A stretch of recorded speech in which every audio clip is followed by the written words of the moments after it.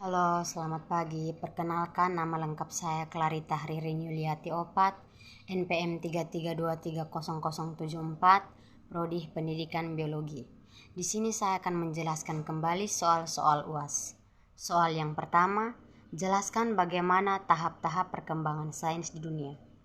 Tahap-tahap perkembangan sains di dunia dapat diuraikan dalam beberapa tahap utama, yaitu yang pertama pra-ilmiah.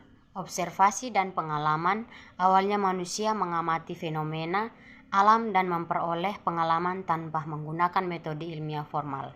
Percobaan awal, beberapa eksperimen dilakukan tanpa landasan teori yang jelas. Yang kedua, ilmiah klasik.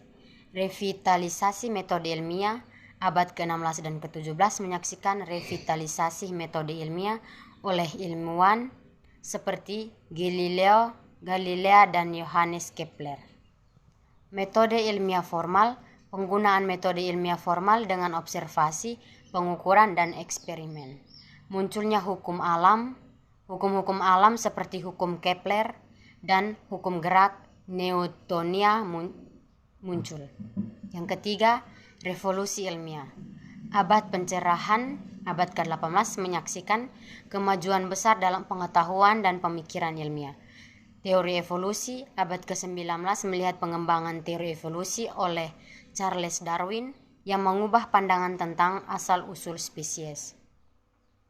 Yang keempat, abad ke-20. Teori relativitas dan kuantum. Albert Einstein mengembangkan teori relativitas sementara mekanik kuantum memperkenalkan pandangan baru pada tingkat partikel subatom. Genetika modern. Penemuan DNA oleh Watson dan Crick serta pengembangan genetika modern. Yang kelima, era kontemporer. Revolusi teknologi, perkembangan teknologi komputer dan informasi mengubah cara penelitian dilakukan. Interdisiplin ilmiah. Pengertian semakin interdisipliner menggabungkan ilmu pengetahuan, alam sosial, dan teknologi. Yang keenam, tantangan global. Perubahan iklim, fokus pada masalah global seperti perubahan iklim dan keberlanjutan. Biomedis dan teknologi. Pencapaian besar dalam biomedis, kecerdasan buatan, dan teknologi baru. Soal yang kedua, sebutkan dan jelaskan 10 metode pembelajaran yang dapat diterapkan dalam pembelajaran sains di dalam kelas. Metode pembelajaran dalam sains. Yang pertama, pembelajaran komparatif, pembelajaran berbasis proyek. Yang ketiga, pembelajaran berbasis penemuan. Yang keempat, pembelajaran berbasis masalah. Yang kelima, simulasi dan model. Yang keenam, pembelajaran berbasis keterampilan praktis. Yang ketujuh, pembelajaran melalui permainan edukatif. Yang kedelapan, laboratorium virtual. Yang kesembilan, mapping dan pembelajaran sains. Dan yang kesepuluh, pembelajaran berbasis teknologi. Yang pertama, pembelajaran komparatif. Siswa bekerja dalam kelompok untuk mencapai tujuan bersama, mengembangkan keterampilan sosial dan kolaboratif. Yang kedua, pembelajaran berbasis proyek. Siswa terlibat dalam proyek nyata menerapkan pengetahuan sains dalam konteks praktis. Yang ketiga, pembelajaran berbasis penemuan. Siswa menemukan konsep sains melalui eksplorasi mandiri, meningkatkan rasa ingin tahu. Yang ketiga, pembelajaran berbasis masalah. Siswa memecahkan masalah nyata dengan menerapkan konsep sains. Yang kelima, simulasi dan model. Penggunaan model atau simulasi untuk memahami fenomena sains yang sulit diobservasi langsung. Yang keenam, pembelajaran berbasis keterampilan praktis. Siswa belajar melalui kegiatan praktis seperti eksperimen dan demonstrasi. Yang ketujuh, pembelajaran melalui permainan edukatif. Menggunakan permainan untuk memperkuat konsep sains secara menyenangkan. Yang kedelapan, laboratorium virtual, eksperimen yang dilakukan secara virtual melalui perangkat lunak atau simulasi. Yang kesembilan, mind mapping dalam pembelajaran sains. Penggunaan peta konsep untuk mengorganisir dan menyajikan informasi sains. Soal yang ketiga, bagaimana skor PISA dan tim siswa Indonesia selama 18 tahun terakhir? Apa yang bisa disimpulkan dari skor PISA dan tim siswa Indonesia selama 18 tahun terakhir? Skor PISA dan TIMSS memberikan gambaran tentang kualitas pendidikan di Indonesia. Performa rendah dalam kedua evaluasi tersebut mencerminkan tantangan yang dihadapi oleh sistem pendidikan Indonesia, termasuk kurangnya aksesibilitas, perbedaan kualitas pendidikan antar wilayah, dan kurangnya sumber daya.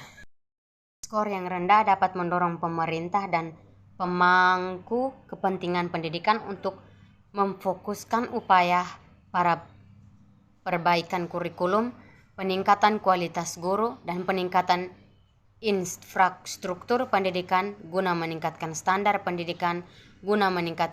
pendidikan di seluruh negeri. Bagaimana pengaruh skor PISA dan TIMSS terhadap sistem pendidikan Indonesia? Skor PISA dan partisipasi dalam TIMSS dapat memberikan wawasan tentang kualitas pendidikan di Indonesia. Skor PISA mencerminkan kemampuan siswa dalam literasi, matematika, dan sains secara global, sementara TIMSS dapat memengaruhi pengajaran jarak jauh. Peningkatan skor PISA mungkin menunjukkan perbaikan dalam kurikulum merdeka pengajaran, sementara itu TIMSS dapat memfasilitasi pembelajaran daring, membantu siswa mengakses materi pendidikan, terutama selama situasi pandemi. Sebutkan dan jelaskan 26 episode. Yang pertama, pokok kebijakan Merdeka Belajar. 1. Mengganti ujian nasional menjadi asesmen nasional. Yang kedua, menghapus ujian sekolah berstandar nasional. Yang ketiga, menyederhanakan rencana pelaksanaan pembelajaran. Yang keempat, menyesuaikan kuota jalur prestasi penerimaan peserta didik baru berbasis zonasi. Episode yang kedua, Kampus Merdeka, memberikan kemudahan dalam pembukaan program studi baru. Yang kedua, penyederhanaan akreditasi perguruan tinggi. Yang ketiga, kemudahan untuk menjadi PTN/BH. Episode yang ketiga, perubahan mekanisme penyaluran dan penggunaan dana bantuan operasional sekolah atau BOS. Yang pertama, transfer dana BOS langsung ke rekening sekolah. Yang kedua, keleluasan bagi sekolah dalam menggunakan dana BOS. Episode yang keempat, program organisasi penggerak, memperdayakan organisasi kemasyarakatan untuk bergotong royong, meningkatkan kualitas kepala sekolah, guru, dan tenaga kependidikan agar tercipta transformasi ekosistem pembelajaran yang berorientasi pada murid. Episode yang kelima, program guru penggerak, program pendidikan kepemimpinan bagi guru untuk menjadi pemimpin-pemimpin di masa depan yang mewujudkan SDM unggul Indonesia. Episode yang keenam, transformasi dana pemerintahan untuk pendidikan tinggi. Yang pertama, insentif berdasarkan capaian IKU atau untuk PTN. Yang kedua, matching fund untuk kerjasama dengan mitra atau untuk PTN dan PTS. Episode yang ketujuh, program sekolah penggerak, mengembangkan sekolah-sekolah katalis yang diawali dengan memperdayakan kepala sekolah dan guru menjadi SDM unggul melalui kolaborasi dengan pemerintahan daerah dan intervensi yang holistik dalam pembelajaran, perencanaan, digitalisasi sampai pendampingan selama 3 tahun ajaran bagi sekolah negeri maupun swasta. Episode yang ke-8, SMK Pusat Keunggulan. Yang pertama, keterlibatan industri dalam proses pembelajaran. Yang kedua, pelatihan guru-guru kejuruan yang sesuai standar industri. Yang ketiga, pelatihan manajerial dan kepemimpinan kepala sekolah. Episode yang ke-9, KIP Kuliah Merdeka, memberikan kemerdekaan bagi murid dan keluarga miskin dan rentan agar dapat berkuliah pada program studi unggulan di perguruan tinggi terbaik. Yang kedua, menaikkan alokasi biaya pendidikan yang dibayarkan kepada perguruan tinggi. Yang ketiga, meningkatkan bantuan biaya hidup untuk mendorong mobilitas sosial. Episode ke-10, perluasan program beasiswa Lembaga Pengelolaan Dana Pendidikan atau LPDP.